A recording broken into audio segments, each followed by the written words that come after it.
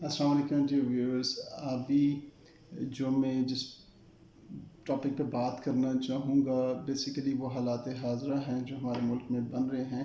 تو اس میں بیسیکلی جو میرا پوائنٹ آف ویو ہوگا وہ پاکستان کے پرسپیکٹیو سے ہوگا، پاکستان کی خوشحالی کے پرسپیکٹیو سے ہوگا، اور کوئی پولیٹیکل ایجنڈا یا کسی کی تعریف یا کسی کو کنڈیم کرنا اس کا مقصد نہیں ہے. ٹھیک ہے جی.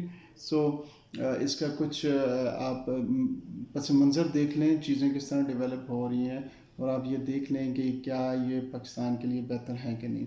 سب سے پہلے تو اس چیز کو اکنالج کریں کہ پاکستان ابھی جتنا بھی برا آپ کو لگ رہا ہے، پاکستان میں جتنی بھی مہنگائی لگ رہی ہے، پاکستان میں جتنا بھی لا لیسنس نظر آ رہی ہے، ان ریئلٹی پاکستان اب بھی دنیا کے بہترین ممالک میں شامل ہے.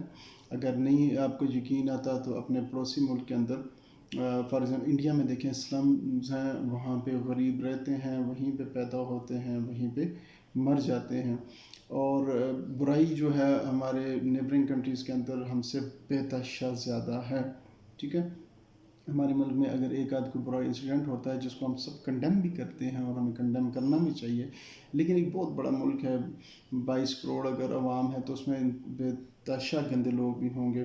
فار ایگزامپل ابھی یہ جو ایک موٹر وے کا انسیڈنٹ ہوا اور جس کی وجہ سے ہائی لائٹ کیا، اور یہ کچھ گندا انسیڈنٹ ہے، اس کو کنڈیم کرنا چاہیے اور پروٹیکشن ملنی چاہیے. لیکن ایک ریسرچ میں پڑھ رہا تھا کہ اس کے مطابق آج سے یہ 20 ایک سال پہلے میں نے یہ ریسرچ پڑھی تھی کہ انڈیا کے اندر تقریباً پر منٹ 160 پتہ نہیں وہاں پہ ریپ کیسز رپورٹ ہو رہے ہوتے ہیں. اور امریکہ میں نیو یارک کے اندر یا اوور آل امریکہ کے اندر 1 منٹ کے اندر 120 ریپ کے کیسز رپورٹ ہو رہے ہوتے ہیں. میں خود جب یو کے میں تھا تو وہاں پہ بہت زیادہ ریپ کیسز آ رہے تھے، اور پھر ان کی جو ایک سن نیوز پیپر ہے اس کے اندر انہوں نے لکھا تھا کہ فیمیلز کو کپڑے پراپر پہننے چاہیے، کیونکہ انہوں نے ریسرچ کی تھی کہ جو بچیاں کپڑے پراپر نہیں پہنے ہوتے تو ان کو لوگ وہاں پہ مس یوز کرتے ہیں. تو اسی طرح جو یو کے میں ہے، ہم لوگ کبھی بھی 5-6 بجے کے بعد باہر نہیں جا سکتے تھے. وہاں پہ بہت زیادہ گورے جو ہیں وہ شام کو 7-8 بجے کے بعد بھی وہ شرابیں پی کے پاگل ہو جاتے ہیں، جس کی وجہ سے وہ لوگوں کو ویسے ہی شوقیہ مارتے ہیں. ایک میں پروگرام دیکھ رہا تھا، اس میں ٹیکسی ڈرائیور تھا، انڈین تھا، تو اس کو انہوں نے ناک کیا تو اس نے سمجھا کہ یہ پیسنجر نے کہیں جانا ہے، تو اس کے پاس گرم سوپ تھا، اس نے اس کی سوپ اس کی آنکھوں میں پھینک دیا اور اس کی آنکھیں جو ہیں وہ خراب ہو گئی پرماننٹلی. تو میں اس سے یہ بتانا چاہ رہا ہوں کہ پاکستان میں بہت زیادہ الحمدللہ امن ہے. کئی دفعہ میں راتوں کو دیکھتا ہوں کہ فیملیز جا رہی ہیں، شادی بیاہ پہ جا رہی ہیں، واپس آئیں زیور پہنے ہوئے ہیں گھروں میں، اور نارملی ہم لوگ مرد بھی شام کو پھر رہے ہوتے ہیں. تو ایسا اتنی پرابلم نہیں ہے. میں یہ نہیں کہہ رہا کہ پرابلم ہے نہیں ہے، یہاں پہ سنیچنگ نہیں ہوتی، یہاں پہ یہ برائیاں یہ ہیں، لیکن الحمدللہ یہ اگر آپ 1 to 100 رینک پہ آپ اس کو کریں نا، تو اگر 100 پہ وہاں پہ ہو رہا ہے تو 15-20 پہ 30% پہ ہمارے ہو رہا ہے. وہاں پہ بہت زیادہ ہے. وہاں پہ ایشو کیا ہے کہ وہاں پہ میڈیا کو انسٹرکشنز ہیں یو اے ای کے اندر بھی کہ آپ بری خبر نہیں دیں گے. فار ایگزامپل آپ لوگوں کے اندر مایوسیاں نہیں پھیلائیں گے. ہمارے ملک میں میڈیا جو ہے وہ تھوڑا سا بے لگام ہے، اس کو جو مرضی ہے وہ ٹی وی پہ دکھانا شروع کر دیتے ہیں، جس کے خلاف مرضی شروع ہو جاتے ہیں، تو ایک ایکسپلائٹیٹر لیول پہ چلے گئے. تو اس کی وجہ سے پاکستان میں لوگوں کے اندر بہت زیادہ مایوسی پھیلائی جاتی ہے پرپسفلی. اب یہ ایک جس طرح لوگ ہر نارمل بندہ جب ڈسکشن کر رہا ہوتا ہے وہ کہتا ہے جی انفلیشن بڑھ گئی ہے.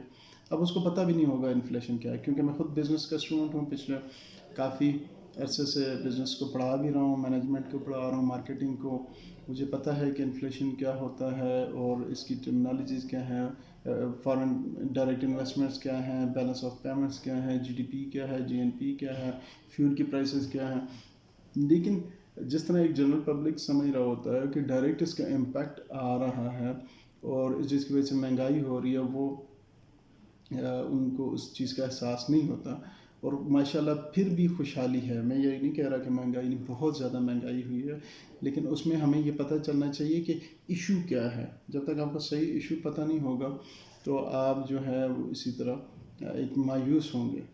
جتنا آج کل مہنگائی بڑھتی جا رہی ہے، اس کی زیادہ تر وجوہات یہ ہیں کہ ہمارے بزنس مین جو ہیں جس بھی شعبے ساتھ وہ منسلک ہیں وہ جو ہیں انہوں نے ایک بے لگام قسم کی مہنگائی بنائی ہوئی ہے. گورنمنٹ کا اتنا عمل دخل نہیں ہے. ٹھیک ہے, گورنمنٹ کی جو کمیاں بتائی ہیں وہ ہمیں آئیڈینٹیفائی کرنا چاہیے, وہ ان کو بتانا چاہیے کہ آپ کی غلطی ہے. اور وہ غلطی جو اس گورنمنٹ میں بھی ہے, پچھلی گورنمنٹ میں تھی, اس سے پہلے بھی تھی, اس میں وہ جو ہے گورننس ہے, گڈ گورننس نہیں ہے. مجھے یاد ہے کہ اسی طرح لوگ بینظیر صاحب کے خلاف بھی باہر نکلتے تھے, مشرف صاحب کے خلاف بھی باہر نکلتے تھے. اسی طرح اسٹرائکس جو تھیں زرداری صاحب کے خلاف بھی ہوئی ہیں, نواز شریف صاحب کے خلاف بھی ہوئی ہیں, اور ابھی خان صاحب کے خلاف بھی ہو رہی ہیں. تو ہوتا کیا ہے کہ ہمارا بزنس مین اس کو بہت سوٹ کرتا ہے, جب آپ اس کے پاس جائیں تو وہ 5 روپے کی چیز 10 روپے میں بیچ دے گا, اور اس کے لیے بہت سوٹ کرتا ہے کہ وہ اگر گالی دے دے گورنمنٹ کو. ٹھیک ہے جی, وہ کہے گا جی یہ دیکھیں ابھی آپ اس گورنمنٹ کو دیکھ لیں اس نواز شریف صاحب کے دور میں اور اس میں. تو وہ کیا رہا ہے یہاں پہ فیلئر کیا ہے گورنمنٹ کا فیلئر یہ ہے پراپر چیک اینڈ بیلنس نہیں ہے. ایک بندہ وہی چیز 10 روپے کی بیچ رہا ہے, دوسرا بندہ وہی چیز 30 روپے کی بیچ رہا ہے, چوتھا 40 روپے کا دے رہا ہے, اور کوئی ریٹ آف لا نہیں ہے. اب یہاں پہ جو ہماری بیوروکریسی ہے, جو ہمارے ادارے ہیں, ان کا کام ہے, ان کا فیلئر ہے کہ ہر بندے نے اپنی ایک منمانی کی ہے. اور ہو کیا رہا ہے کہ جتنے بزنس مین ہیں وہ ویل آف ہیں, انہوں نے ایک گھر سے 2 گھر بنائے, ایک دکان سے 2 دکانیں بنائی ہیں. لیکن باقی جس طرح تنخواہ دار طبقہ ہے, جس میں بھی شامل ہوں, دیہڑیداری مزدور ہے یا کوئی اس طرح کا بندہ جو اس پروسیس میں شامل نہیں ہے, جو کہ مہنگائی کو نا یا انفلیشن کو آف سیٹ نہیں کرے. فار ایگزامپل اگر ایک بندہ ریڑھی والا ہے نا, تو وہ 50 روپے کے اگر ٹماٹر لیتا ہے تو وہ 60 روپے کے بیچتا ہے, 70 کے بیچے گا, تو وہ مہنگائی کو آف سیٹ کر رہا ہے. 70 کے لے گا تو 100 میں بیچ دیتا ہے, 100 کا لیتا ہے تو 100. اسی طرح دکاندار ہے, بزنس مین جو ہے, تو وہ مہنگائی کو آف سیٹ کرتے ہیں. اور یہ جو ہم ایک جنرل لاجک کئی دفعہ میں نے لوگوں سے سنی, بہت امپورٹنٹ لاجک ہے کہ پیٹرول پرائسز بڑھنے سے کتنے لوگوں نے اپنی گاڑیاں جو ہیں استعمال کرنی چھوڑ دی ہیں, کتنے لوگ ہیں جنہوں نے گیس ڈلوانی چھوڑ دی ہے, کتنے لوگ ہیں انہوں نے شاپنگ کرنی چھوڑ دی. یہ ایک بڑا عجیب سا فنومینا ہمارے بزنسز میں ہے کہ چیز جتنی بڑھتی ہے لوگ اتنے زیادہ خرید رہے ہیں. تو اٹ مینس کہ دے ہیو گڈ انکم. پس کون رہا ہے, وہ نوکری پیشہ لوگ پیش رہے ہیں, کیونکہ باہر تو مہنگائی جو ہے وہ 70 گنا 80 گنا 100 گنا بڑھ جاتی ہے, لیکن ان کی تنخواہیں اس طرح نہیں بڑھ رہی. تو ہاں طبقے ہیں جو اس میں وکٹم بھی ہو رہے ہیں, لیکن یہ ٹوٹل لاس نہیں ہے. ٹوٹل اس کو ہم اس طرح کہتے ہیں, it's not total loss game یا زیرو گیم. کوئی لوگ ہیں وہ پیسہ بنا رہے ہیں. ہمارا جو بزنسز ہیں وہ سارے ہونڈی پہ چلتے ہیں, وہ ڈاکیومنٹڈ نہیں ہے. وہ 1 روپے کا ٹیکس اس طرح ڈائریکٹ نہیں دے رہے, انڈائریکٹلی تو خیر گورنمنٹس لے رہی ہیں.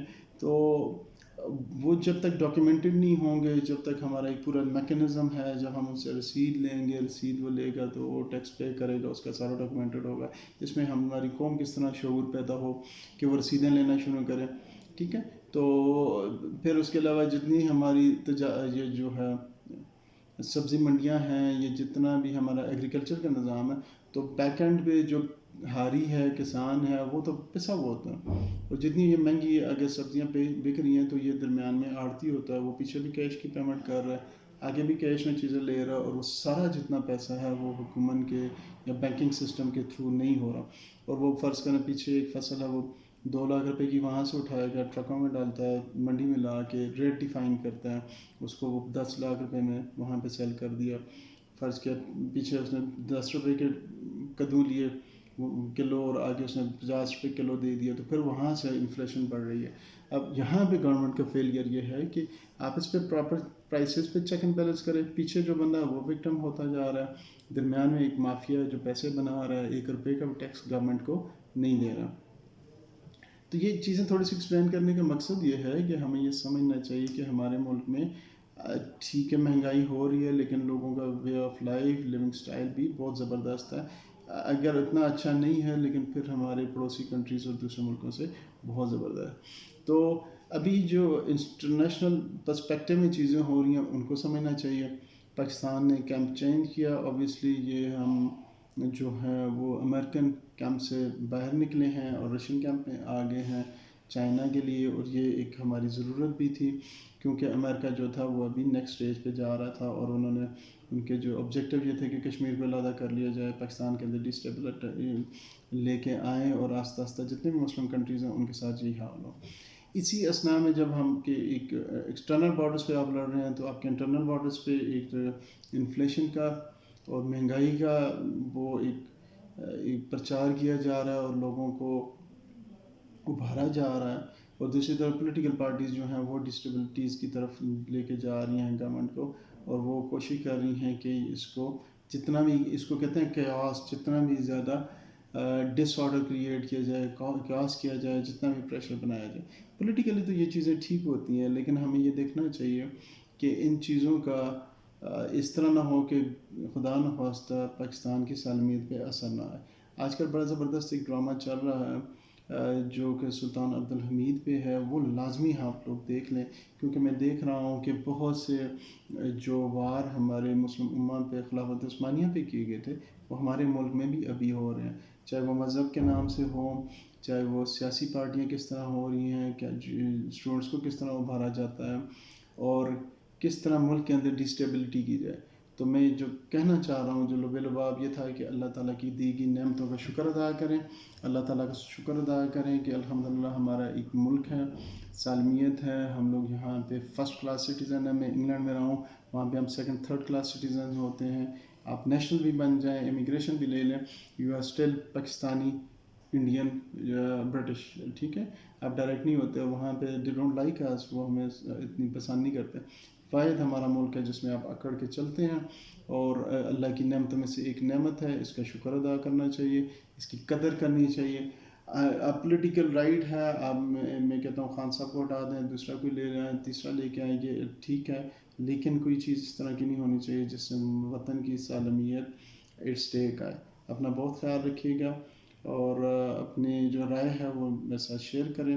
میری خواہش تھی کہ میں کسی کے جذبات کو ہارٹ نہ کروں، اور مقصد یہ تھا کہ جو میری انڈرسٹینڈنگ ہے جو بزنسز کے بارے میں، یہ اوور آل میں حالات یاد رکھوں، دیکھ رہا ہوں وہ میں یوتھ کے ساتھ شیئر کروں. اپنا بہت خیال رکھیے گا. السلام علیکم.